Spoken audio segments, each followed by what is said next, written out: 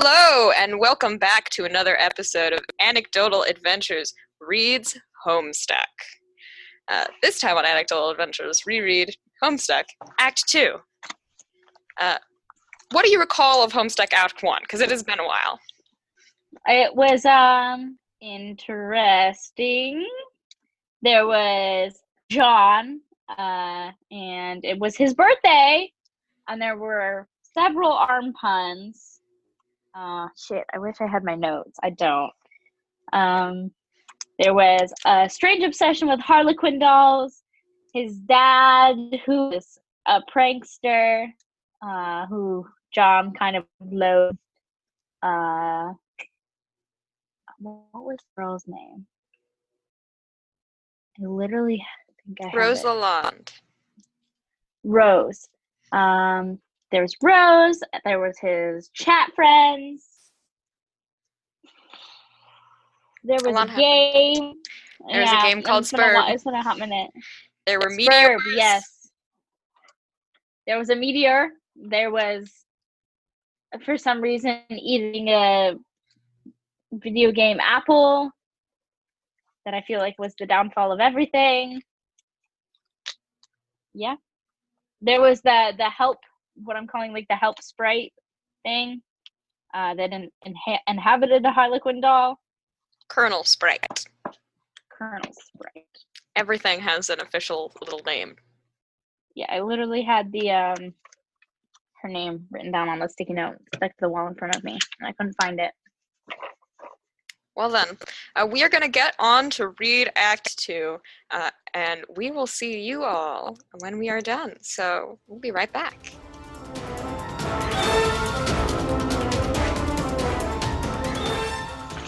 Hello, and we are back from the wild ride that was Act 2 of Homestuck. Man, that was a lot longer than Act 1 was, I think. Yeah, it was so much longer. And I was really into it in the beginning, and then at the end I was like, this is a lot of meaningless BS. I feel like it'd be funny to blitz your way through that, but me and Ashley are stopping and reading aloud every single page. Because like if I was reading it alone, I'd be like skim, click, skim, click. So it probably wouldn't be as annoyingly repetitive, but there was a lot of shenanigans this time. So it was very much like, Yes, but we will, dear listeners, gloriously skip past most of the shenanigans for your sake, as well as ours, and just talk about the important things that happened. Which I tried to take detailed notes, but with the amount of stuff that happened, oh my god, I fell off. Much. I took like bullet point notes, so don't worry. Anyway, I don't even remember how it started. It seems like it started a day ago. We've been sitting here for hours reading it. It's real long, guys. The first thing I wrote is that I can't even read my own handwriting. Hold on. Well, it actually started years in the future, but not many. Yeah. We get introduced to who we will eventually find out is the wayward vagabond who discovers a computer that can give John and apparently the other three kids commands. And so for most of the chapter, it is a running gag that the command tone changes from what it did in Act 1, becoming very demanding, or later, once he reads a book on human manners, very polite. He is probably my favorite character at this point. WV's everyone's favorite character. There can be no argument. He's the mayor of Cantown. He's the best. I love him so much. I'm gonna cosplay him. He's fun. I'm probably not, but like he's such a fun character. He's so fun. But we find out what the second thing that John, as Colonel Sprite, is programmed with, and that is his Nana's ashes. So he gets his grandma's ghost in a jester's costume. It is worse than anything I could have come up with. I would have rathered it be Colonel Sassacre and the Harlequin. That would have been hilarious. And at the very least, it wouldn't have been as disturbing as, hey, your grandma has been reanimated as a jester. Harlequin. My bad. I mean, they use clown freely. Yeah. His dad's not here to get But offended. the Colonel Sprite clearly has a bunch of knowledge on this world, and he purveys some to John. But the first thing we should note is that if you prototype your sprite with something before you get transported into this alternate world, the Inciposphere, the medium, it affects the enemies you fight. So because John had a Harlequin doll sprite before he went into the medium, all his enemies wore jester costumes. Oh no. But it doesn't affect it after. So the programmed Nana sprite does not affect the enemies now. It only affects the sprite. All of the horrifying realizations of what potentially Rose's enemies could be. Roses, Dave's, the third person's, Gigi's. Yeah, we don't know much. We still didn't get much about Gigi in this. We got a lot more about Gigi. We didn't get her. No. We didn't get to see her. We did not get to see what she... Actually, no, that's a lie. We did get to see exactly what she looked like. Multiple times. We just didn't get her name. We saw... There were fast glimpses in the animations. Huh. Of her. I did not catch those. Girl. The only other human-shaped child we've seen. But she seems to be all-knowing and omnipotent. Like, she knew that the present wasn't going to be there, but John would find it eventually. He'd lose it, and he'd find it when he needed to know. That's why she sent it in the first place. Oh, and she knows all about the fact that Rose is eventually going to bring her dead cat back to life. This seems like vaguely Tattletale stuff. And linking us back to our Worm. Yeah. Go watch our Wormcast. Worm. Go watch Worm. Or go read Worm. Go read Worm and then watch our Wormcast, because we talk about it a lot, about how much we love Tattletale. But yeah, gets little snippets that she's like, well, I mean, I know some of the in-between stuff, but I'm going to tell you point A and point Z, and then even the middle stuff is muddled for me, but I'm not going to try and toss that mumbo-jumbo onto you. Yeah. That is vaguely the vibe I get. But, John luckily has escaped the meteor crashing on his house, been transported to another world. His dad has been kidnapped by evil monsters, who kidnapped him using the trick handcuffs, as we see in the end, so he could get out of them at any time. Click. And he just reels around with sudden shaving cream pie. He has shaving cream in one hand and a fully decorated cake in the other.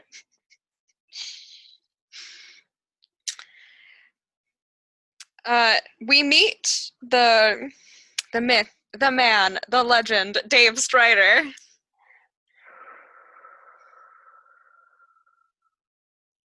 He wore sunglasses inside, guys. I hate it so much. What do you think of our boy Dave? Dave isn't so bad. He is a little douchebag. Most 13-year-olds are. Yeah, he gets mega little douchebag energy from his older brother. Is what I'm getting. And he's like, yeah, my older bro's totally cool. And then by the end of this act, I almost said art.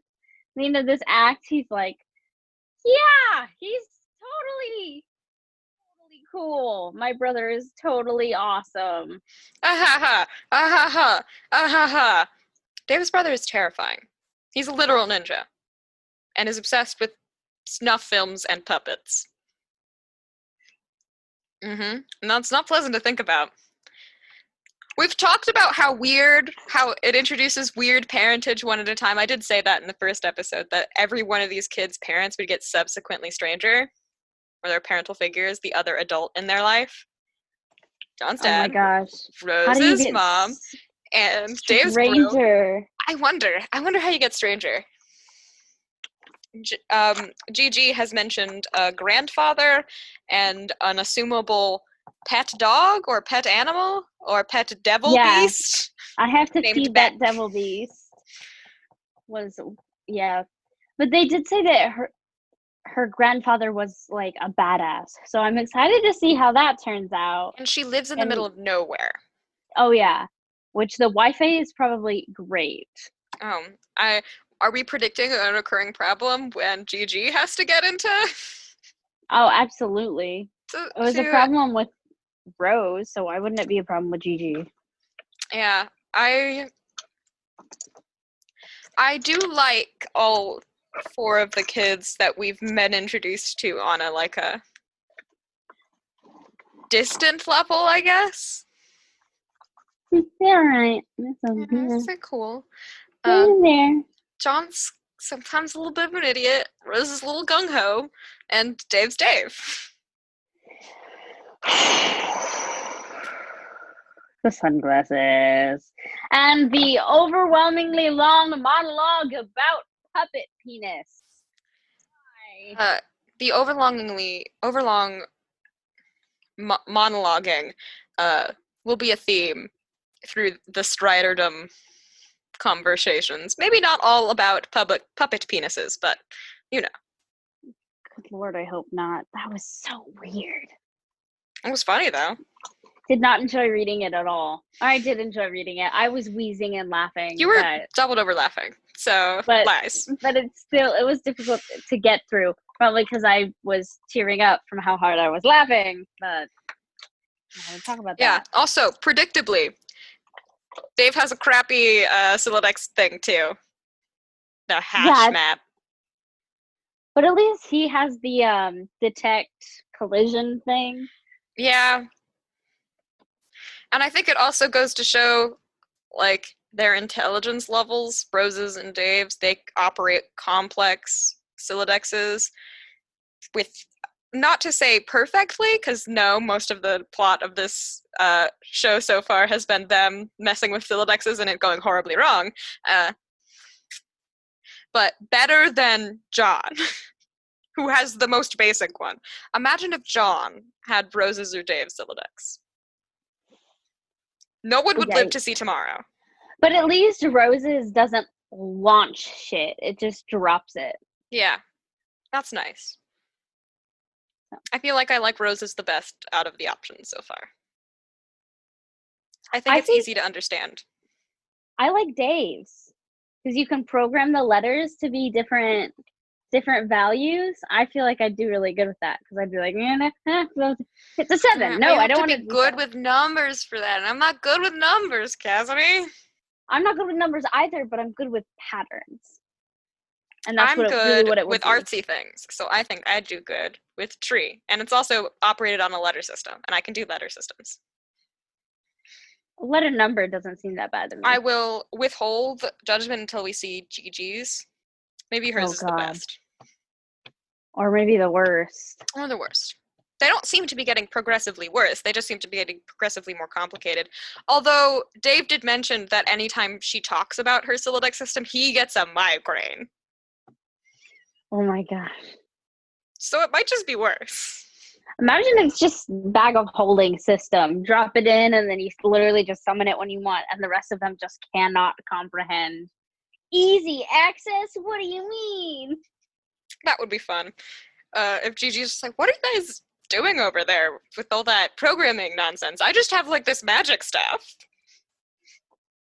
If I need it, it comes to me. Literally just if I need it. I don't even have to have possessed it before. I want that. Imagine how jealous the others would be. So jealous. John especially.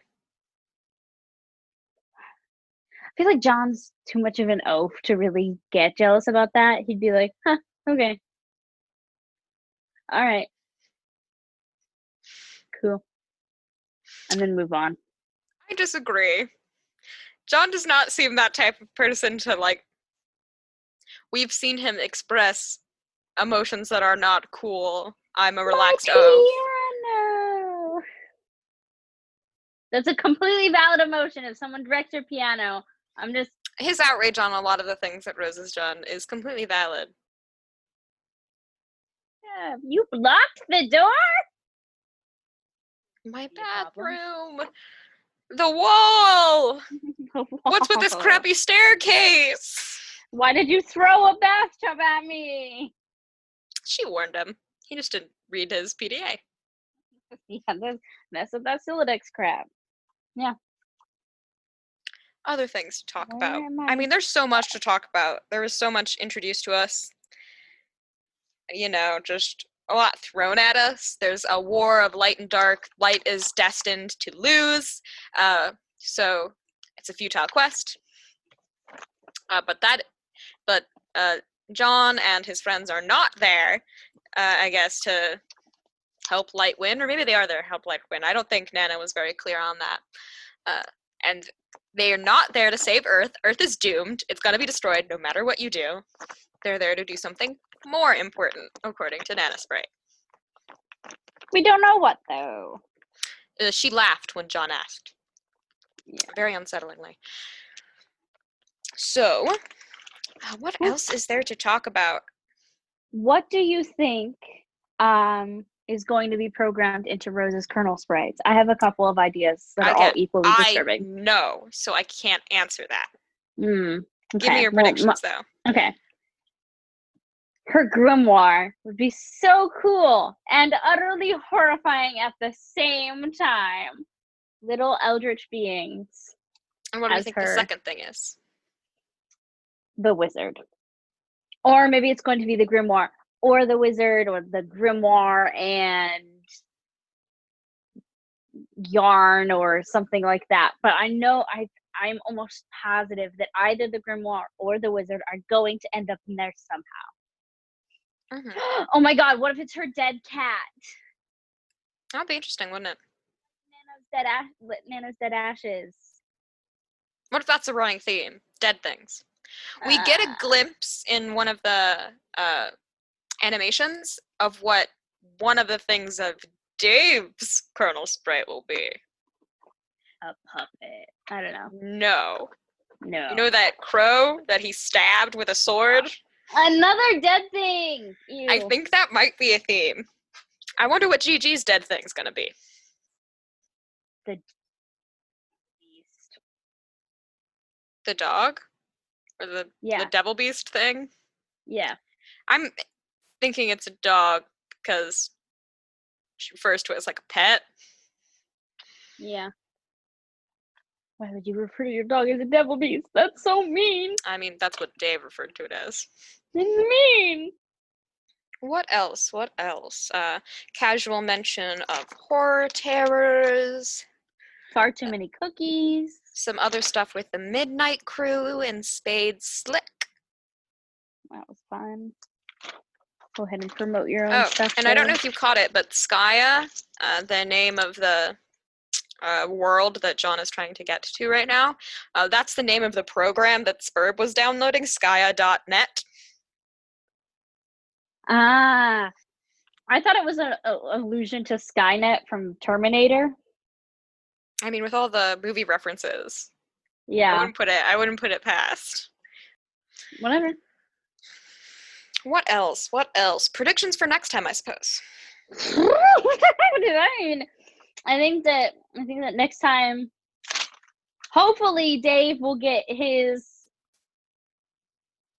server up and running and save Rose, because it kind of ended with Rose being encroached upon by fire.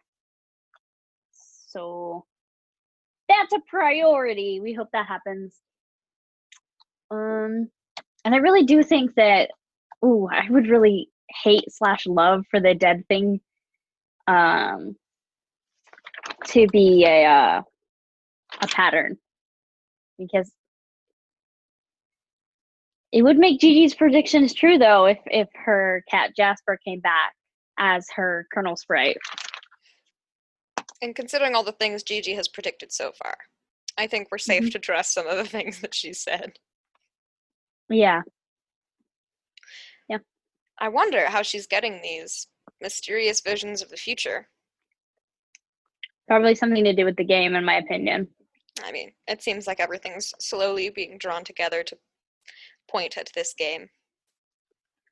What? I wonder why. It's like it's the driving force of the story. Yeah, or something. That's like they're trying to make a narratively focused webcomic. That doesn't make any sense. I'm sorry. The fact that you just called Homestuck narratively focused, I'm rolling on the floor laughing. It's not focused at all. At all. That's sort of the like joke about it that there is so much to it that is not at all like I don't want to say important, It's but I'm not gonna say important. It's not important. None of it is important. The blender stuff, not important. They could have just. It's all giving me hot apple cider vibes, Ashley. Well, I would happen to soft disagree with some of the stuff that you think that is unimportant that happened to Dave, because it is just as important as we get a glimpse into what Rose's home life is like, that we see exactly what Dave's is like and who he is living with. Oh my god, some of the stuff is so ridiculous. Hey, gotta pay my respects to the puppet in the bathroom. You know, what's up, little man? How's it hanging? That would. I would start throwing things at my siblings if they were leaving creepy puppets in the bathroom. Well, they're not just in the bathroom. Everywhere. They were everywhere. That wasn't Dave's room. They were everywhere. It seems like every one of these parental figures has like a thing. John's is Harlequins. Rose's is wizards, and Dave's is puppets. I think Dave's is the worst. Yeah, I don't know. Harlequins are pretty bad. I think there's a difference in Harlequin style and clown style. Harlequins don't have the heavy set makeup. And that's the thing that bothers me about clowns. Not their outfit. Their makeup's weird. It's what makes them creepy. The heavy makeup. Yeah. So I think Harlequins are not that bad. I think Wizards is the best. Oh, yeah. That's the coolest. We are players of Dungeons and Dragons, though, so we might be a little biased. The face of the one particularly tall wizard statue. Oh, that's terrifying. But, you know, he just looks like a grumpy wizard dude, which is kind of chill. So, whatever. Anyway, let's talk about our favorite character, Wayward Vagabond, Mayor of Cantown. I love him. Loves democracy, has a problem with tyrannical rulings of kings. Wonder where that came from. Has some sort of scarring memory to do with having a barcode on his wrist that he doesn't want to think about. In the few pages that we've known Wayward Vagabond, we have hinted at more backstory than we have for any of these children. Well, with the rest of the children, it's like, hey, we literally don't go outside, and I have computer friends. Yeah, we're children in the modern era. Yeah, actually, it's very accurate. Wayward Vagabond is some weird alien being in the future era of apocalyptic times, so inherently a little more interesting right now. I'm sure once everyone gets into the game and we stop having to focus on the everyday life thing, it is encroaching. It will, I don't want to say stall less, because I know that's a lie, but it will be more of an entertaining stall instead of a weird, creepy thing. Like, oh my god! We get it. You're destroying the puppet. And it was just a minute and a half of you destroying puppets. We're not, even though we're alienating our audience by complaining. Maybe a little bit. We're not afraid to complain. I'm going to say that I don't like the repetition of the chat logs. I think they're unnecessary. Yeah. And I am complaining, but I there's not much wrong with the story, in my opinion. No, it's silly and goofy and entertaining to read and look at. Like, the art is done excellently, and I love the animations. And I love all the characters so far. They're really funny, but there are little problems. I do feel like the chat logs have a purpose to some extent, that they kind of establish where timeline-wise they are. But I feel like there were also other ways you could do that. You could establish that with the black text being like, I'm chatting John. Which, they set that up. Just don't quite nail that. I do like the setup of jumping back and forth in the timeline, though. I think that was a creative way to get across the story, is being non-linear. Mm-hmm. I always appreciate some non-linear storytelling. Especially with a story with this many facets or characters that need to prepared to fall in love with non-linear storytelling, or like really develop post-traumatic stress disorder about seeing it everywhere. Because if there's one thing that this story likes to do, it's cut off dramatic moments and jump back in time, or forward in time to another person. I wonder where that pattern of behavior has been seen before in my everyday life. If you're confused as to what I'm alluding to, you should also check out our City of Mist podcast. Ashley loves to do that too. It's not posted by the time this is up, but it will be by the end of the week. So look out for that. Yeah. Shameless plug. Shameless plug. It's so good. It is so good. Enough about that. What do we think about the idea of Spurb? The idea of a world-ending game? Sounds very satirical, especially with everything going on now. COVID and the floods in Michigan, and now the tropical cyclone and all of those, kind of feels like it's hitting a little closer to home than probably originally intended. You're dating the video. I'm so sorry. Just saying, it hits close to home. I think it's a statement. This was written in 2013, so not at all a purposeful reference. Startling one. But more about the concept of it. Panic ensues. It's such a startling. It'd be fun. It is a fun apocalypse event to play with. I will give a small spoiler here, as it sort of develops to be more like a video game or a role-playing game with a class system and like superpowers later on. So it's very in-depth and well thought out, and I think would be really fun to eventually do like a one-shot campaign with that. Put a pin in that though. Homestuck? It'd be really crazy. It'd be awesome. You won't get it until later. You won't get the reason I want to do that until later, but... No, but now I'm imagining you'd be like, okay, narrate me how you capture log that. And be like, well, logically, this is ejected. What modem do you use?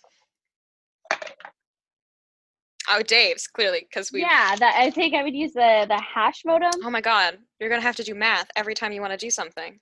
In-game. Fine, I can have a cheat sheet. I'll have a cheat sheet. Okay? And because some of the other people that we know that are going to eventually be on the channel, Tella in particular, have read Homestuck before, I'm sure they would be glad to participate with me in tormenting you. Yay! But God, we gotta get more people to read Worms so we can do more Weaver Dice stuff.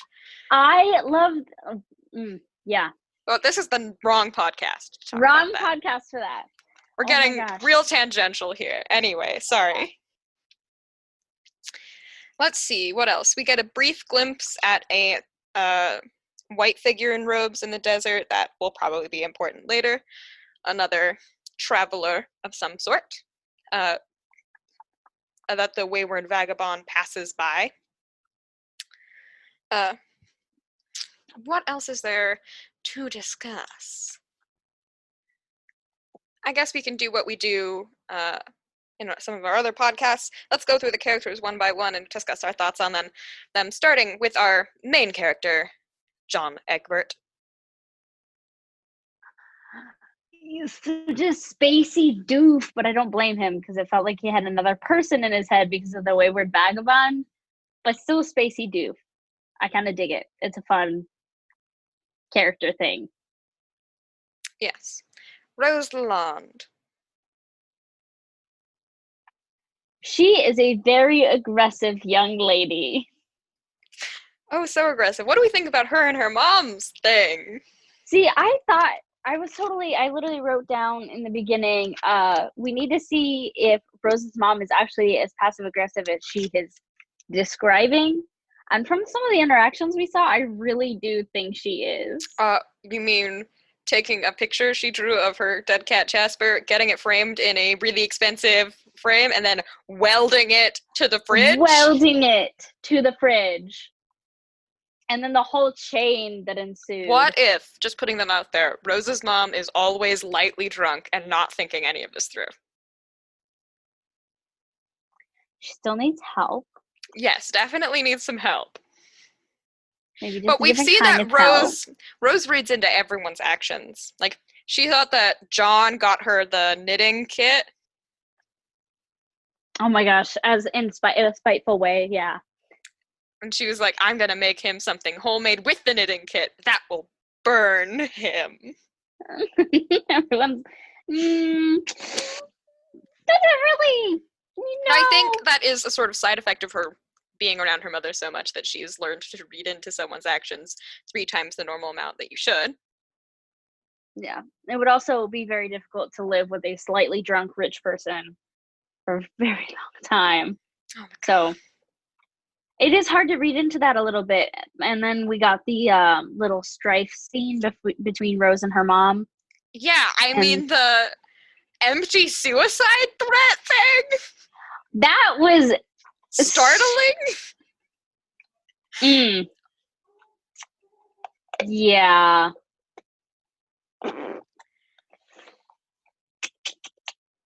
There's some dark stuff here. Dark stuff. But moving on. Moving on, so we don't have to psychoanalyze there. Dave Strider. We learned a lot about him today. He's a little douchey boy who just doesn't know any better. Just doesn't know better. Like Rose, product of his douchey environment. Rose did something productive with her environment, though. She used it to develop analysis skills. And, I mean, Dave was just kind of like, I wear sunglasses inside, unironically. We do know that Dave has some of the ninja skills that his brother has. We do. So he'll probably be better in strife situations, combat. Yeah. Than any of the other kids. Yeah. I also find it amusing how Dave's number one thing was like, I'm going to go bother the others about their Silodexes because mine is far superior. And he still struggles with his. Yeah. He's still a kid. They're still all kids. Yeah. Little 13-year-old goobers. Gigi, garden agnostic.